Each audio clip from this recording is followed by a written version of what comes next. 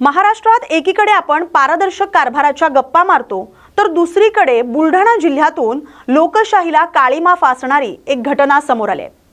जळगाव जामोद तालुक्यातील कुरणगाड बुद्रुक इथं ग्रामसभेत विकास कामांचा हिशोब मागणाऱ्या एका जागरूक नागरिकावर खुद्द सरपंचानंच हल्ला केलाय.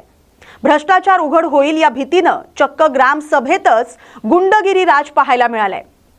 पहा या संदर्भातला आमचा हा खास रिपोर्ट. जळगाव जामोद येथील कुरणगाड बुद्रुक 26 जानेवारीची ग्रामसभा वेळेवर न घेतल्यानं ग्रामस्थांच्या तक्रारीनंतर 25 फेब्रुवारीला ही सभा आयोजित करण्यात आली होती.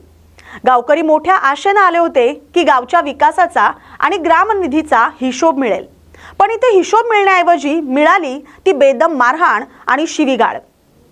किशोर भरसाकळे यांनी जेव्हा विचारलं की शासकीय नियमांना हरताळ फासून सरपंचांनी स्वतःच्या वडिलांचे, आत्याचे आणि काकांचे घरकुल कसे काय मंजूर केले, पाहणी न करता पैसे कसे दिले, तेव्हा सरपंचांचा पारा चढला. उत्तर देण्याऐवजी सरपंच भारत आठवले, त्यांचे वडील बाबूराव आठवले आणि जावई योगेश अंदुरकर यांनी किशोर यांना ग्रामसभेतच सर्वांसमोर मारहाण केली. तुझे गावात एकटं घर आहे, आमचं पूर्ण गाव आहे अशी धमकी देत त्यांची मुस्कटदाबी करण्याचा प्रयत्न केलाय. या प्रकरणी जळगाव जामोद पोलीस ठाण्यात उशिरा का होईना पण गुन्हा दाखल झालेला आहे. केवळ मारहाणच नाही तर भ्रष्टाचाराचा डोंगरही मोठा आहे. अपात्र असतानाही स्वतःच्या नातेवाईकांना घरकुल देऊन खऱ्या गरजू लाभार्थ्यांचा हक्क हिरावल्याचा आरोप आता ग्रामस्थांनी केलाय.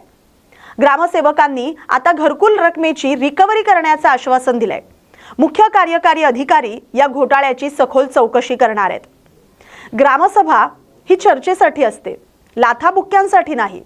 जर प्रश्न विचारण्याचा आवाज असाच दाबला गेला तर गरिबांना न्याय कधी मिळणार? आता प्रशासनाकडून अपेक्षा आहे की या सरपंचशाहीला चाप लावून किशोर भरसाकळे यांना न्याय मिळवून द्यावा आणि त्या भ्रष्ट घरकुलांची वसुली करून खऱ्या गरजूंना घर द्यावं.